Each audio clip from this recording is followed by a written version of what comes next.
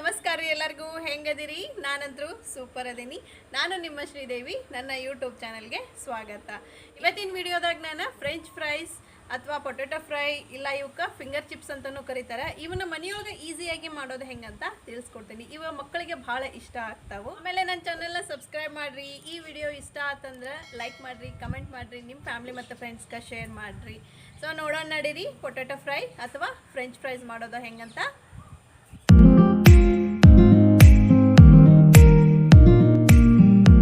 French fries ಮಾಡೋಕೆ ನಾನಿಲ್ಲಿ 2 ಆಲೂಗಡ್ಡೆ ತೊಗೊಂಡೀನಿ ನಿಮಗಿನ್ನೂ ಕ್ವಾಂಟಿಟಿ ಜಾಸ್ತಿ ಬೇಕಂದ್ರೆ ನೀವು ಜಾಸ್ತಿ ಮಾಡ್ಕೋಬಹುದು ಇವ ಮಾರ್ಕೆಟ್ ಒಳಗೆ ಭಾಳ ವೆರೈಟಿ ಆಲೂಗಡ್ಡೆ ಅವೈಲೇಬಲ್ ಇರ್ತಾವೆ ಆದರೆ ಫ್ರೆಂಚ್ ಫ್ರೈಸ್ ಮಾಡೋಕೆ ನಾನು ಈ ರೀತಿ ಕ್ರೀಮಿಶ್ ಕಲರ್ ಇರೋವಂಥ ಆಲೂಗಡ್ಡಿನ ಪ್ರಿಫರ್ ಮಾಡ್ತೀನಿ ಇವನ್ನ ಸಿಪ್ಪೆ ಎಲ್ಲ ತೆಗೆದು ಕ್ಲೀನ್ ಮಾಡ್ಕೊಂಡು ನೀರೊಳಗೆ ಇಟ್ಕೊಂಡೆ ನಾನು ನೆಕ್ಸ್ಟ್ ಇವನ್ನ ಕಟ್ ಮಾಡ್ಕೊಳ್ಳೋಣಂತ ಫಸ್ಟ್ ಇಲ್ಲಿ ಚಾಪರ್ಲೆ ನಾನು ಸೈಡ್ಸ್ ಎಲ್ಲ ತಕ್ಕೊಳಕತ್ತೀನಿ ನೆಕ್ಸ್ಟ್ ಈ ರೀತಿ ಒಂದು ಅರ್ಧ ಇಂಚಿನಷ್ಟು ಕಟ್ ಮಾಡ್ಕೋಬೇಕು ಇವ್ನು ಹಿಂಗೆ ನೋಡ್ರಿ ಇದ್ರದ್ದು ಥಿಕ್ನೆಸ್ ಇಷ್ಟಿರಬೇಕು ಇಷ್ಟು ಸೈಜ್ ಕಟ್ ಮಾಡ್ಕೋಬೇಕು ಸೊ ನೆಕ್ಸ್ಟ್ ಇವನ್ನ ಫ್ರೆಂಚ್ ಫ್ರೈಸ್ ಏನು ಶೇಪ್ ಇರ್ತೈತಲ್ಲ ಆ ರೀತಿ ಕಟ್ ಮಾಡ್ಕೊಳಕತ್ತೀನಿ ನೋಡ್ರಿ ಇವ ಎಷ್ಟು ಪರ್ಫೆಕ್ಟ್ ಶೇಪ್ ಬಂದವಲ್ಲ ನೆಕ್ಸ್ಟ್ ಇವನ್ನ ನೀರೊಳಗೆ ಹಾಕೊಳಕತ್ತೀನಿ ನೀರೊಳಗೆ ಹಾಕೋಬೇಕು ಇಲ್ಲಾಂದ್ರೆ ಇವ ಕಪ್ಪಾಗೋ ಚಾನ್ಸಸ್ ಇರ್ತೈತಿ ಇವನ್ನ ಒಂದು 4 ರಿಂದ 5 ಟೈಮ್ ವಾಶ್ ಮಾಡ್ಕೊಳಕತ್ತೀನಿ ನಾನು ನೋಡ್ರಿ ಇಲ್ಲೇ ನೀರು ಸ್ವಲ್ಪ ಕ್ರೀಮಿಶ್ ಕಲರ್ ಐತಲ್ಲ ಇದು ತಿಳಿ ಆಗೋವರೆಗೂ ಈ ರೀತಿ ಕ್ಲಿಯರ್ ನೀರು ಬರುವಾಗೂ ವಾಶ್ ಮಾಡ್ಕೋಬೇಕು ಸ್ಟಾರ್ಚ್ ಏನಾದರೂ ಇತ್ತಂದ್ರೆ ಅದು ಹೋಗ್ತೈತಿ ನೆಕ್ಸ್ಟ್ ಇಲ್ಲಿ ಒಂದು ಡಬ್ರಿ ಒಳಗೆ ನೀರು ಕಾಯಕ್ಕಿಟ್ಟೀನಿ ಇದಕ್ಕೆ 1 ಸ್ಪೂನ್ನಷ್ಟು ಉಪ್ಪು ಹಾಕಿ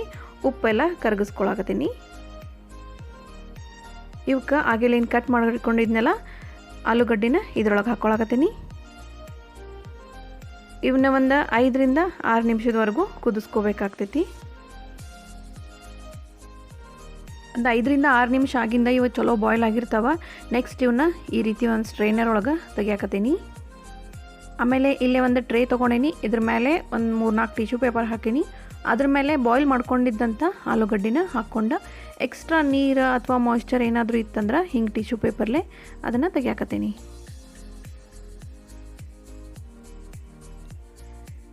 ಇವನ್ನ ಒಂದು ದೊಡ್ಡ ಮಿಕ್ಸಿಂಗ್ ಬೌಲ್ ಒಳಗೆ ಹಾಕ್ಕೊಳಕತ್ತೀನಿ ಈಗ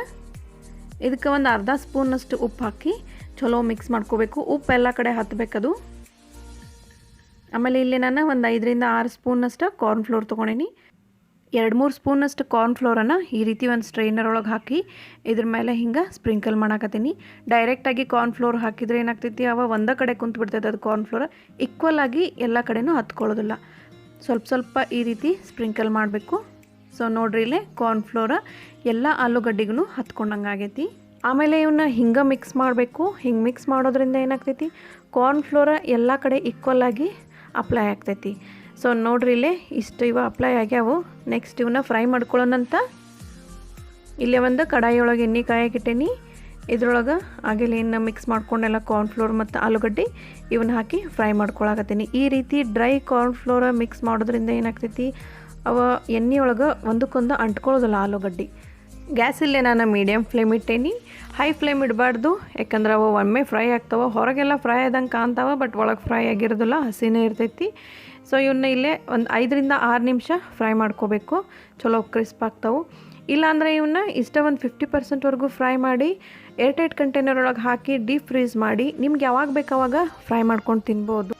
ಬಟ್ ನಾನು ಇವತ್ತು ಇನ್ಸ್ಟೆಂಟಾಗಿ ಫ್ರೆಂಚ್ ಫ್ರೈಸ್ ಮಾಡಾಕತ್ತೀನಿ ಇವನ್ನ ಚಲೋ 5 ರಿಂದ 6 ನಿಮಿಷ ಕ್ರಿಸ್ಪ್ ಆಗೋವರೆಗೂ ಫ್ರೈ ಮಾಡಿದ್ರೆ ನಮ್ಮದು ಫ್ರೆಂಚ್ ಫ್ರೈಸ್ ತಿನ್ನೋಕೆ ರೆಡಿ ಆಗ್ತಾವೆ ನೋಡ್ರಿ ಇವ ಫ್ರೆಂಚ್ ಫ್ರೈಸ್ ರೆಡಿ ಆಗ್ಯಾವು ಇವನ್ನ ಒಂದು ಟಿಶ್ಯೂ ಪೇಪರ್ ಒಳಗೆ ತೆಗಿತೀನಿ ಎಕ್ಸಸ್ ಆಯಿಲ್ ಏನಾದರೂ ಇತ್ತಂದ್ರೆ ಅದು ಹೀರ್ಕೋತೈತಿ ನೋಡ್ರಿ ಎಷ್ಟು ಚಲೋ ಕ್ರಿಸ್ಪ್ ಆಗ್ಯಾವ ಫ್ರೆಂಚ್ ಫ್ರೈಸ್ ಇದ್ರ ಕ್ರಿಸ್ಪಿನೆಸ್ ತೋರಿಸ್ತೀನಿ ನಿಮ್ಗೆ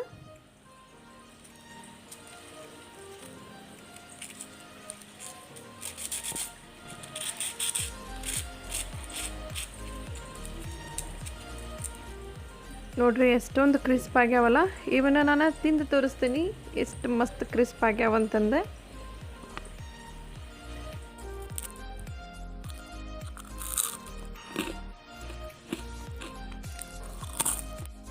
ಆಮೇಲೆ ನೀವು ಮನೆಯೊಳಗೆ ಟ್ರೈ ಮಾಡಿರಿ ನನಗೆ ಕಮೆಂಟ್ನಾಗ ತಿಳಿಸ್ರಿ ಹೆಂಗಾಗೈತಿ ಅಂತಂದ